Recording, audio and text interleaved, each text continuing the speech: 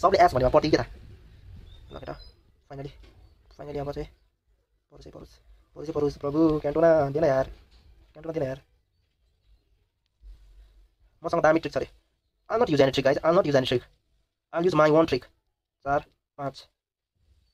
अब नौसित क्लिक गर्ने क्यान्सल गर्ने 3 4 5 6 7 8 9